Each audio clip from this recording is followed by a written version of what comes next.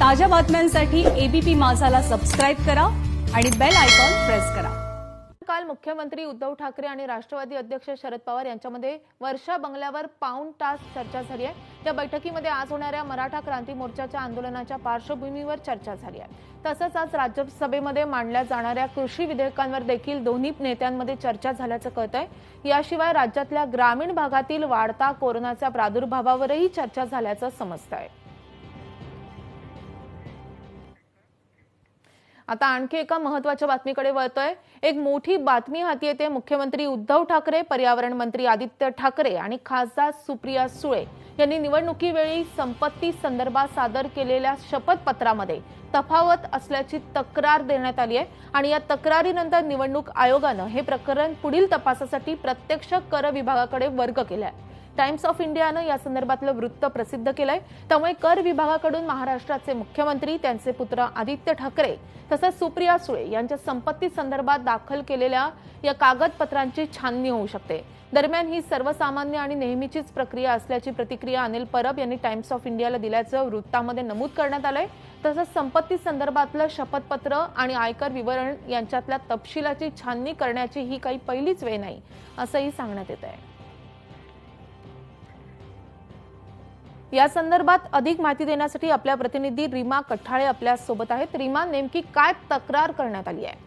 माधवी, आपल्याला माहिती आहे की मुख्यमंत्री उद्धव ठाकरे हे विधान परिषदेवर नुकतेच आमदार म्हणून निवडून आले। त्याचप्रमाणे त्यांचा मुलगा आदित्य ठाकरे हे वरळी मतदारसंघातनं विधानसभेवर आमदार आहेत। त्याचप्रमाणे सुप्रिया सुळे या लोकसभेवर खासदार आहेत।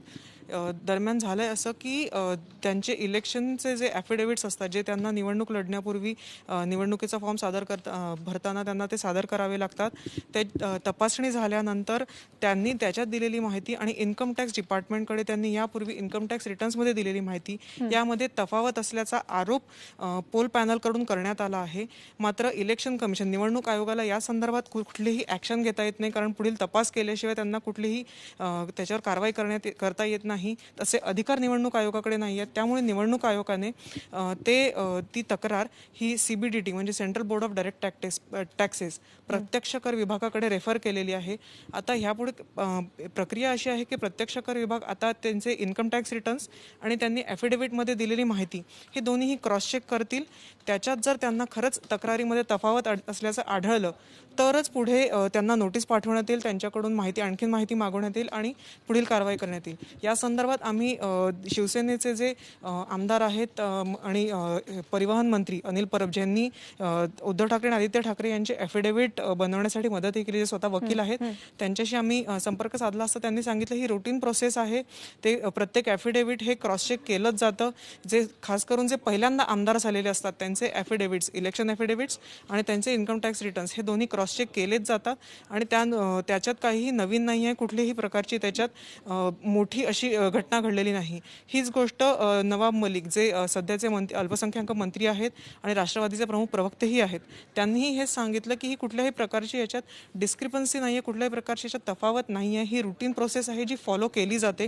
हीच टाइम्स ऑफ इंडियाने दिलेली बातमीमध्ये त्यांनी हे नमूद केलेलं आहे की ह्या नोटीसीवर फक्त त्यांनी सीबीडीटी कडून आता पुढील कारवाई केली जाईल आणि त्यानंतरच जर कुठली तफावत आढळल्यास या दोघांना नोटीस पाठवून त्यांच्याकडून उत्तर मागवलं जाईल। मात्र यात काही फारसं मोठं असं खूप गवगवा करण्यासारखं नाहीये असं दोन्ही पक्षांच्या प्रवक्त्यांचं म्हणणं आहे। या प्रवक्त्यांनी जरी असं म्हटलं असेल तरी प्रत्यक्ष कर विभागाच्या छाननीमध्ये आता नेमकं काय समोर येतं हेही पाहावं लागणार आहे। रीमा, धन्यवाद या सगळ्या सविस्तर माहितीसाठी।